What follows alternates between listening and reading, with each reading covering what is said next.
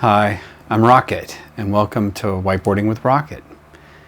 This week's kata is going to be numbers and letters. This is probably the most important kata you can do to improve your whiteboarding skills. The one to get warmed up is the first kata, which I call three-ish, which is where you do threes of different shapes and letters and numbers. That one is really good for general purpose warm-ups. This is one that will improve your overall whiteboarding quality end to end. And why is that? Well, you can have a really bad drawing with good lettering, and it will be way more understandable than the reverse. A really good drawing with bad lettering. So this is one of the ways to improve your whiteboarding skills the fastest. The process we're going to go through today. Sizes. So we're going to do the alphabet. Now, I'll just acknowledge this is the Western European alphabet. I'd love to hear if you have different alphabets and you'd like to make one of these, please share it. That would be fantastic. So just with that caveat in mind, we're going to do small, medium, and large letters and numbers. And then for extra credit, if you want to do XL or 2XL, that's really good, especially if you're going to produce something to share, to publish, right? Rarely will you do XL or 2XL if you're doing a live whiteboarding. There's three styles that we're going to practice. One is block letters. That's the one where you want to spend the most amount of time on because that is the most general purpose style. If you want to have a distinguished second style on the whiteboard, you can either do mixed case and or cursive. And I'll show you some very simple things you can do to improve both of those. And then there's a method, and I call this the method because it's how you write out the letters. And there's everything goes left to right. Again, Western European, I understand. And then there's one where you go the top letters to the right, and then you turn around and you go back.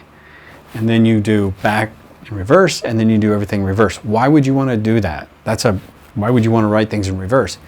Well, if you have a situation where you have a whiteboard and you need to annotate it, you don't want to put your hand on the whiteboard and start erasing things.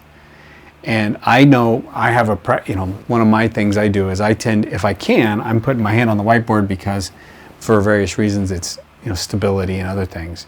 But I also want to be able to have good writing skills when I don't have my hand on the whiteboard. So that's where this method comes in. All right, with that, we're going to start with the small. On the small one, I'd like to do everything in one line.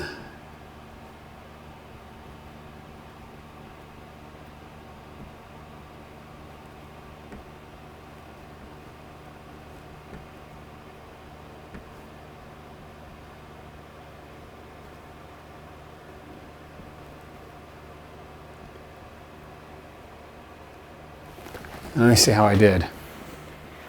Okay, so I'm going up a little bit.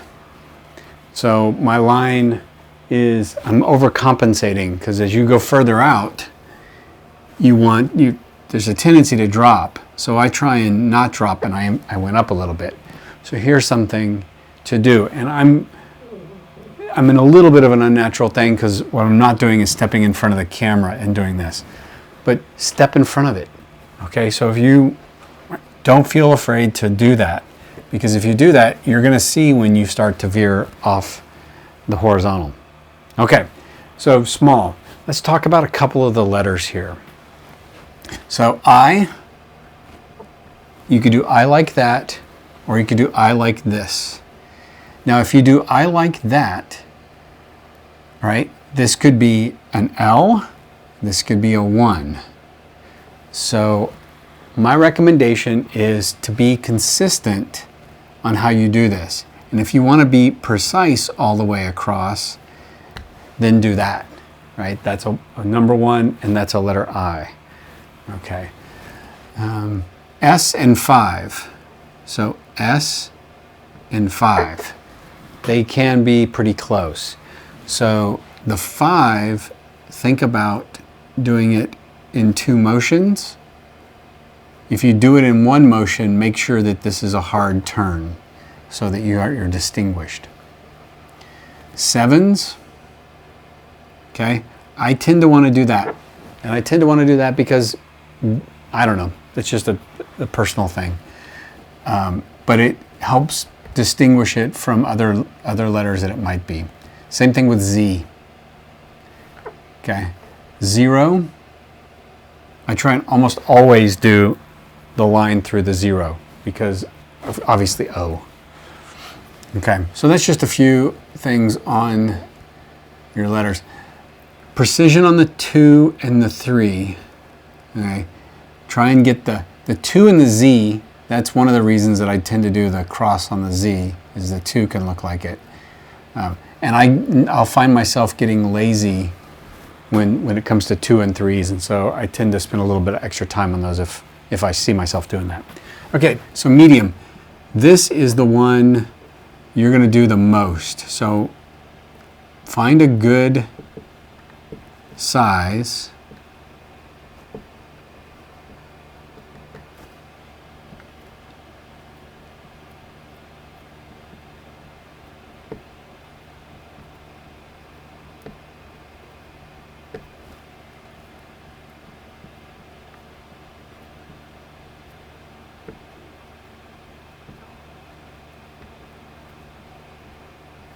Okay, and the way I think about it is small, double that size, that's your medium, double that, and that's your large. And then you go, of course, extra large and 2XL. So let's do large. All right.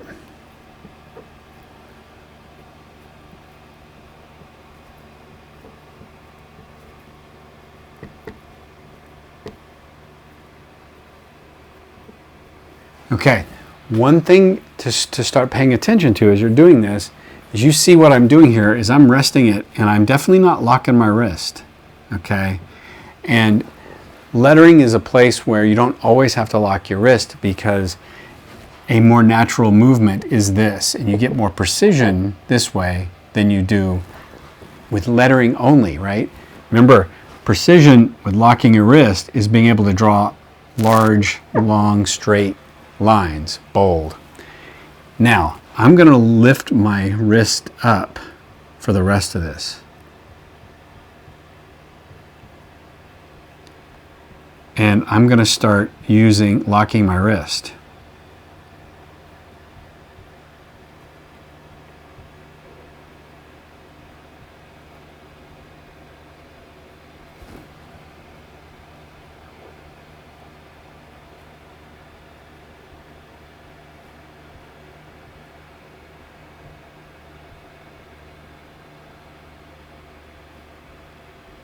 Okay, one thing to watch is your 4 and your 9. Make sure those are distinguishable. Okay. All right, so small, medium, large. And you see how I'm doing this. I'm trying to, take up a particular portion of the board instead of going all the way across. Up to you how you want to do that. That's a personal thing. I'm going to do some mixed case and some cursive. And I'm just going to use the quick brown fox jumped over the lazy dog. I'm going to use that lettering. And you're going to notice as I do this, my mixed case and my cursive match a lot. So there's a lot of similarities in terms of the lettering. One is more continuous flow, and the other one is more distinguished each letter. So up to you how you want to do this. The goal here is to come up with a second style that you can use to distinguish different things on your drawings. And why is that? If you had 2 colors, right, red and black is what I recommend, it's easy to distinguish the 2 things, right? So if you have foundational things in black and then you have the instances in red or the names of things, that works out well. If you don't have 2 colors, one way to distinguish those 2 things is through the styles. All right, with that in mind. So let's do that again. I try and have a few things capitalized.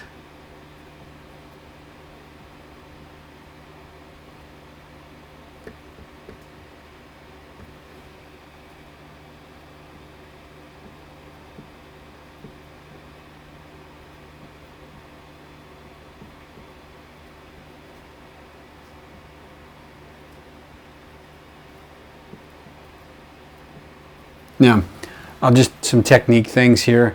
You'll see I start wavering between what's cursive and what's just upper lowercase. Okay, that's a style thing.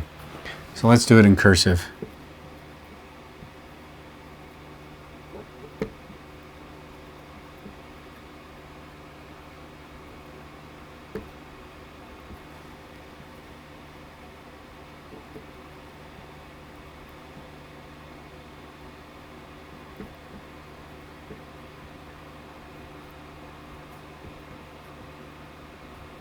Okay. So you do that as many times as you need to feel comfortable with that second style, whether it's cursive or it's just mixed case. Very good. And then the method. I'm going to just do this to finish it out. So I'm going to do the backward and then the two backwards, and you'll see how to make this work. So the goal here is to be good and keep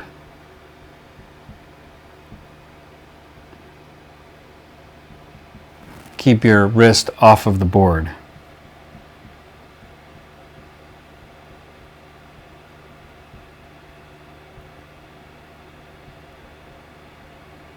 Okay, so you see how if I were to put my hand down while doing this, I'd have wiped a bunch of it clean.